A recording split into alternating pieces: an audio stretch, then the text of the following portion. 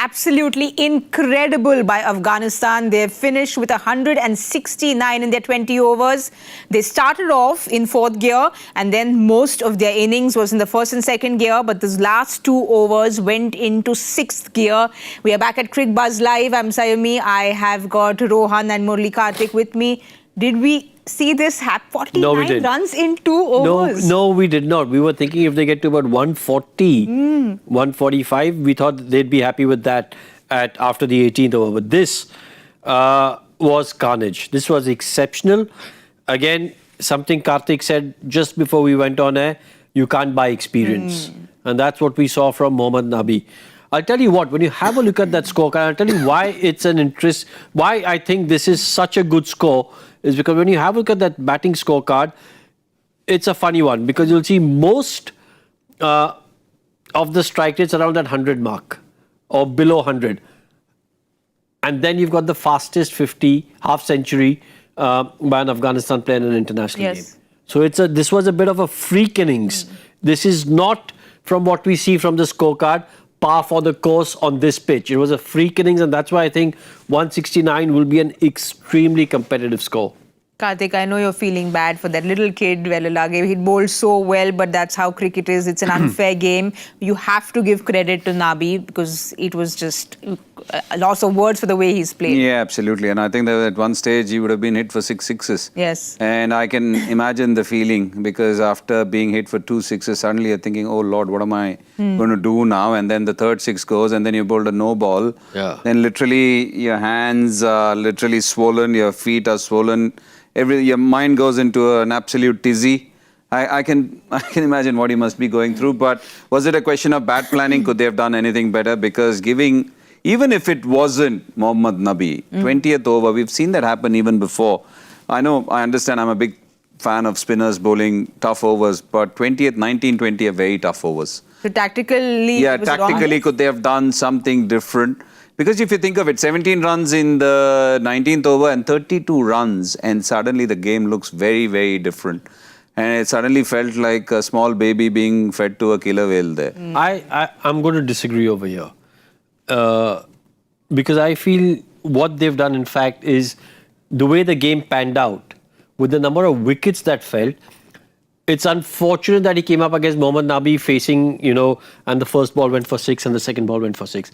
If they had taken a single of the first ball or so, then you don't have Nabi on strike. You've got a tail-ender on strike. So you've basically got the youngster to bowl against tail-enders in the last over. Yes, as Catty is rightly saying, these are the tough overs. Yes. And sometimes you want to see the spinners bowl the tough overs.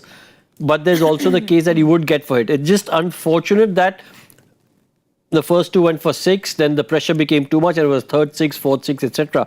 But in terms of tactically, just the way the game progressed and the game panned out, you could have easily got him to bowl somewhere in the 17th, I think. But you're thinking, okay, listen, wickets are falling. He's going to be bowling the last over, but not to regular batters other than Nabi. So it's not such a bad idea. Rohan, that innings almost was like how Kartik was yesterday after that coffee of his, because he was a different person before that coffee, and after the coffee it was these 2 overs that Afghanistan played. Why we are discussing this so much is the progression we see here. The innings started off all right. The first 2 overs they got 26 runs, and then in the power play they got 45. That 7 to 10 was just 18 runs, Kartik. But look at that 16 to 20. Yeah, and especially the last 2 overs, because 49 in the last 2. Maybe that's a huge jump. That's a big jump. And again, it once again instills belief in many teams that you could be dead and buried, but just a couple of overs or 1 over, 1 big over, and you're back in the running. And that's exactly what Mohammad Nabi showed us once again, especially in the shortest format. How often we say this, 1 good over, 1 good batting over, 1 good bowling over, and you're back in the game. But again, just the way the opener started, I think a lot of credit to them because they came with a plan and they were ahead of the curve. They were proactive. I have not used the word intent because it's an oft-repeated word. But having said that, Sri Lanka came roaring back, just the way Hasaranga bowled. For that matter, tactically, I thought that was brilliant from the captain to get Tushara to bowl because he was shaping the ball. Yes. He was making life different and he bowled some absolute magic deliveries to knock the top 3. Good to give him the 3rd over. And then Hasaranga, unfortunately, we brought about that statistic that he's been getting wickets every day and maybe put the mockers on him. He went wicketless, but he was very economical. Even for that matter, Dunit Vellalage, we are talking about him now. I think he had gone for 16 or 17 runs in his 3 overs before that forgettable 20th over. Look, they did everything right. They did everything right, and the word which Rohan used was freakish, and it was freakish because even Vellalage could have bowled a great 20th over. He could have landed a few Yorkers, which wasn't to be. And then Afghanistan have a more than fighting score now with the bowling lineup that they have. This is something Rohan and I were talking about in the comm box. We said that we'll be surprised to see Karim Jannat at 3, but clearly they've backed experience to finish it off, and he finished it off in style. Well, unbelievable. I mean, like I said, that innings, that scorecard, when you have a look, with us on a pitch where everyone else has struggled to score the fastest half century, just have a look at that. 1 dot ball. And then the one that's in that last column is because it was a no ball and it was also a wide. But because it was a no ball and that came first, you got the free hit. But this was just, again, you have a look at that innings progression. The first few runs are all singles, then there's a little 6. So that tells you that while T20 cricket, of course, you want to go hard right from word go. Sometimes you got to play according to the situation. You know, give yourself a little bit of time, get your eye in, respect the conditions. And then once you're set, you let your experience and your ability take over. And that's exactly what Mohammad Nabi did. But also as a batter, you know, when he came in, he probably must have said, let me target the last 19, 20th over. Do you think he had planned this out, or he saw the spinner and he said, okay, now I'll go for it? I don't think he planned these things out because the situation he came in, we were actually thinking, what are they doing? What has happened to Afghanistan? The kind of start that they had, it was rip-roaring. And then suddenly they were torn to pieces by the Sri Lankan bowlers and just the way they fielded. Also, again, you think of Karim Jannat. They keep promoting him up the order, but he flattered to deceive. Ibrahim Zadran, again, less than run a ball. Darvish Rasuli struggled his way to 9, to be honest. He was the replacement player. Azmatullah Omarzai has been good, but unfortunately not to be. And then came the experience.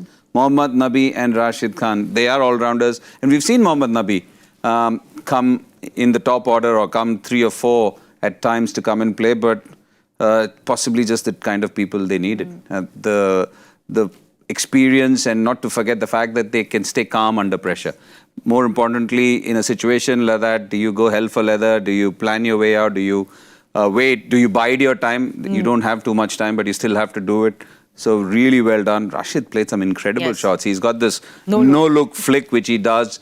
And then Nabi and his brute power coming into play in the last over or the last 2 overs was superb. Just, I think you'd be happy. I think since we are Afghanistan supporters, we'll be happy. I think it's, we talk about competitive scores. Yes. At the halfway stage, you've got to say Afghanistan are favourites now for this game. Because again, I keep going back to, you look at the rest of the scorecard, and that tells you that it's probably not an easy pitch to bat on.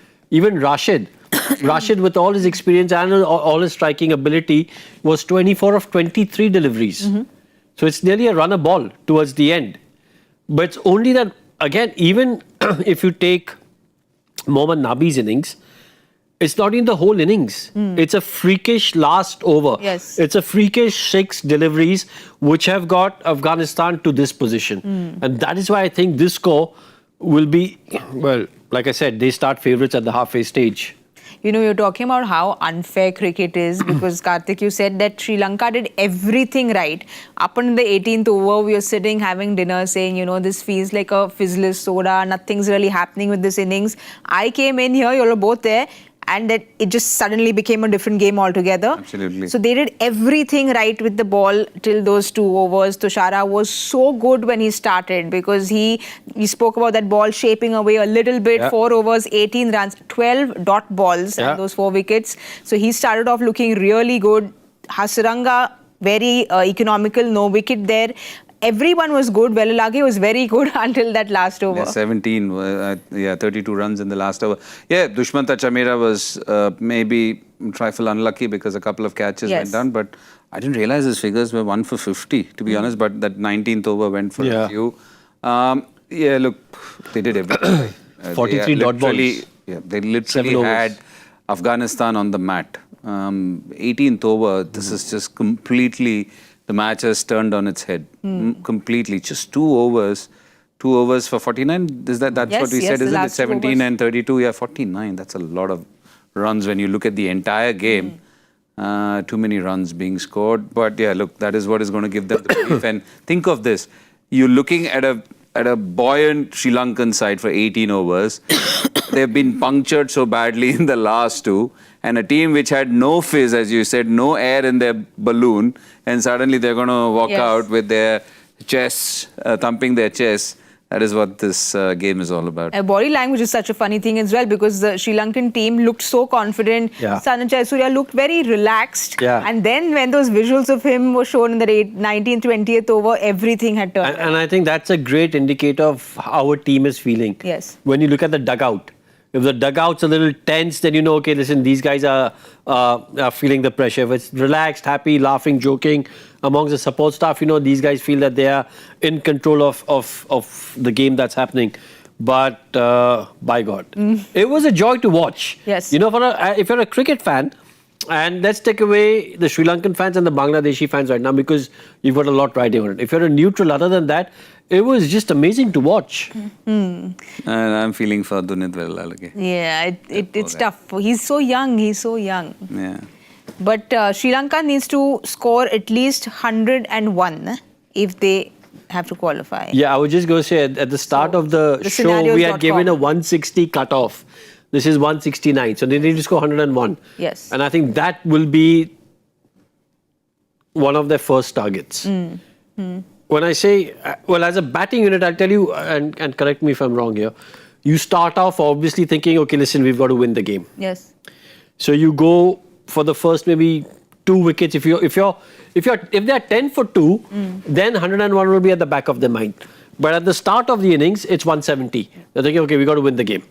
And then depending on, you get a good partnership, they're still thinking 170, 170, 170.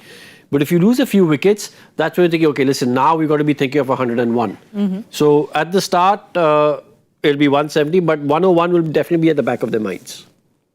Well, if Sri Lanka win this, they're through. But if Sri Lanka don't win this and they score at least 101, then they are through because of the net run rate. All these mathematical equations, Kartik, you can make them simpler. No, I'm not good at them. But basically, it's simple right now. Very Afghanistan needs to go out there and win this game. Yep. As simple And as that. Afghanistan through. And Afghanistan If through. Sri Lanka wins, Sri Lanka through. If Sri Lanka lose after scoring 102, they are through. If they score less than 101, which means they've lost the game.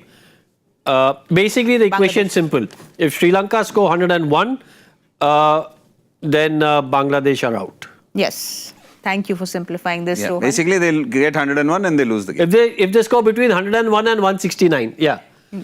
Because if they win, then Bangladesh are through. But if they score between 101 and 169, If Bangladesh Afghanistan are out. lose, they are out. But what are you making out of this pitch? Do you think they're going to come? Because, like I said, it's a different game till the 18th over. So, do you think the Rashids and all the other spinners will be coming in saying that we have something in here to play with? Just think of what happened in the 18 overs. Just think of whatever Chamira also did. Chamira didn't try too many slow ones. He was pace on in that last over. Pace on and a lot of slot under pressure. And think of what Dunit Vellalage did in the first 3 overs. And under pressure when you know that the batter is going to come after you, especially somebody like Nabi. So I'm pretty sure that whatever we've seen in the first 18 overs, there is definitely a lot for the bowlers. We've seen that right through this tournament. The wickets are not absolutely flat. Yes, if you miss your length, if you miss your line, obviously you're going to get punished. But if you are there and thereabouts on the surface, the batter has to be really good to get runs. So I'm pretty sure, I'm hoping that Mujib opens the bowling along with Fazal Faruqi. And this time around, you're going to see a lot better effort from Afghanistan is my hope. So there is enough on the surface. Yes. And unless and until somebody has an absolutely freakish innings, this is going to be tough for Sri Lanka. And for Sri Lanka, we spoke about in the pre-match show, they have had this tendency of, these mini collapses. So that will be playing on their mind as well. Well, it shouldn't right now. At the moment, because what will happen with that mini collapse playing on your mind, then you struggle to think about that 101. You're in a strong position in terms of where qualification is. if you're a team that's hoping to qualify for the Super 4, getting 101 shouldn't really be a tough ask. But you can build that pressure. You can bring that pressure upon yourself. So at the moment, don't think about it. Think about the fact that, okay, listen, we've just got to go out there. We've got a good batting lineup. If Afghanistan can get to 169, albeit with a freakish 2 overs towards the end, so can we. We've got a chance. But I keep saying, for me now, at the halfway stage, Afghanistan favourites. Well, in that innings, we were all first not in the contest for the power play predictions. I mean, with our first innings predictions, then we felt, okay, we are going to come close. And then it just was a 6-hitting machine. Yeah. So we all went past our predictions, but we go again at the power play mark. Me first? I'm going to go with 53. I'm going 45. 45, 53, and the pressure's on me today now. I'm going to go with 51. We stay close. We like stay a close. team. 45 means till 48 we are all winners. Till 50. No. Yeah, till 50. 50. So advantage Afghanistan for you? For me, at this stage, yes. For you too, or you think otherwise? You all are both in agreement on this, Rohan. Yes. Yes, it's good For a that we are change. both in agreement.